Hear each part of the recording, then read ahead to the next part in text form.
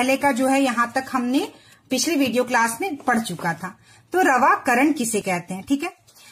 तो देखिए बच्चों, आप जानते हैं कि साधारण नमक को समुद्र जल के वाष्पन द्वारा प्राप्त किया जा सकता है, ठीक है। साधारण हम लोग नमक जो है समुद्र से प्राप्त होता है। इस प्रकार प्राप्त होने वाला नमक शुद्ध नहीं होता और उसके रवा छोटे होते हैं। इस प्रकार प्राप्त नमक के रवा के आकार को स्पष्ट रूप से नहीं देखा जा सकता है। तथापि किसी पदार्थ के शुद्ध तथा बड़ी आकार के रवे उनके विलयन से प्राप्त किए जा सकते हैं। यह प्रक्रिया रवाकरण कहलाती है, ठीक है। क्या रवाकरण में कोई नया पदार्थ बन रहा है? तो चलिए हम लोग देखते हैं बन रहा है कि नहीं बन रहा है। तो हम क्या करेंगे, एक क्रियाकलाप करेंगे, ठीक है। एक शीशी में लगभग 1/3 पानी लीजिए और उसमें तनु सल्फ्यूरिक अम्ल की कुछ बूंदें मिलाइए। जल को गर्म कीजिए। जब जल उबलना आरंभ कर दे तो इसमें धीरे धीरे कॉपर सल्फेट का चूर्ण लगातार चलाते हुए मिलाएं। कॉपर सल्फेट का चूर्ण मिलाना तब तक जारी रखें जब तक कि उसमें और कॉपर सल्फेट घुलना संभव ना हो। विलयन का फिल्टर पेपर की सहायता से छान लीजिए, ठीक है। इसे ठंडा होने दीजिए। जब विलयन ठंडा हो रहा हो तो उसे हिला डुलाकर या अन्य किसी प्रकार ना छेड़ें।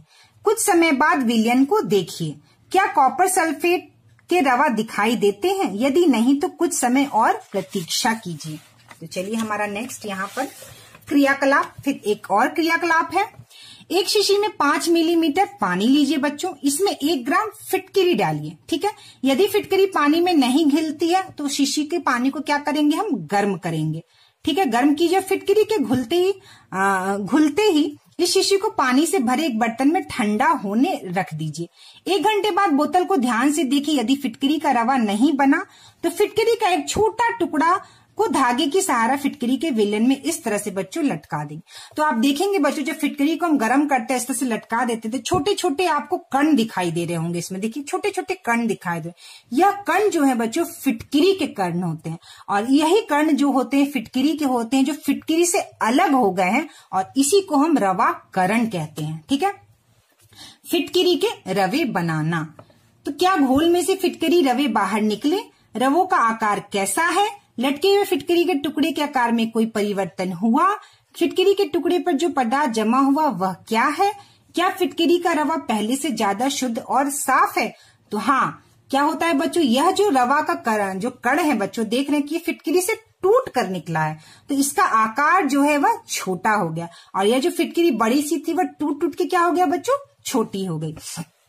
तो यह एक भौतिक परिवर्तन है। क्या है बच्चों? भौतिक परिवर्तन। इसमें नया पदार्थ नहीं बन रहा है, वही पदार्थ टूटकर रवा बना है, इसलिए इसको रवाकरण कहते हैं और यह एक तरह का भौतिक परिवर्तन है। अब एक क्रियाकलाप है बच्चों, 6-7 में कोई नया पदार्थ नहीं बन रहा, बल्कि कॉपर सल्फेट और फिटकरी का रूप क्या हो गया बच्चों, बदल जाता है। उसका रूप जो है वह बदल जाता है। आप कुछ ऐसे क्रियाकलाप सोचिए जिसमें कोई नया पदार्थ नहीं बन रहा हो। तो जैसे एक क्रियाकलाप है गुब्बारा। पहले हम एक गुब्बारा लेंगे, उस गुब्बारा को देखेंगे कि उसका आकार कैसा है।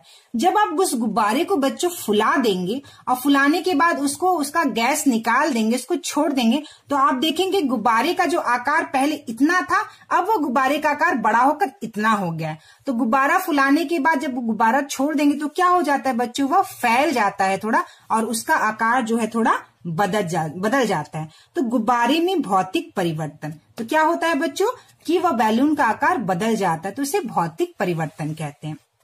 फिर एक क्रियाकलाप है कि घर में किसी पतीले में अगर हम चावल बनाते हैं तो गैस निकलती है बच्चों। आपने घर में पतीले में चावल पकाते हुए देखा होगा। क्या चावल पकाने के तरह आपको पतीले से भाप निकलती दिखाई देती है? तो यह भाप निकलना भी बच्चों क्या है, भौतिक परिवर्तन होता है। पहले चावल कच्चा होता, पकने के बाद दूसरा हो जाता है। यह एक तरह का क्या होता है बच्चों, इस तरह के परिवर्तन को भौतिक परिवर्तन कहते हैं, और इसमें कोई नया पदार्थ नहीं बनता है, ठीक है। तो इस प्रकार के परिवर्तन को हम भौतिक परिवर्तन कहते हैं। इस परिवर्तन में पदार्थ के आकार, आकृति, रंग और अवस्था जैसी भौतिक गुणों में परिवर्तन होता है। ऐसे परिवर्तन में कोई नया पदार्थ नहीं बनता है। तो चलिए हम लोग नेक्स्ट ये बात हम लोग समझें कि 2 तरह के परिवर्तन होते हैं, भौतिक परिवर्तन और रासायनिक परिवर्तन। रासायनिक परिवर्तन में नया पदार्थ बनता है और भौतिक परिवर्तन में नया पदार्थ नहीं बनता है। तो चलिए आज का हमारा अभ्यास करते हैं। अभ्यास में देखिए पहला प्रश्न है, निम्नलिखित कथनों में रिक्त स्थानों को भरिए। पहला है क, गैस सुलगती हुई दियसलाई के जलने में मदद होती है। तो कौन सी गैस आग जलाने के लिए मदद करती है बच्चों? ऑक्सीजन। तो यहाँ पे क्या लिखेंगे हम बच्चों? ऑक्सीजन। क्या लिखेंगे? ऑक्सीजन लिखेंगे। ठीक है, यहाँ थोड़ा धुंधला हो गया।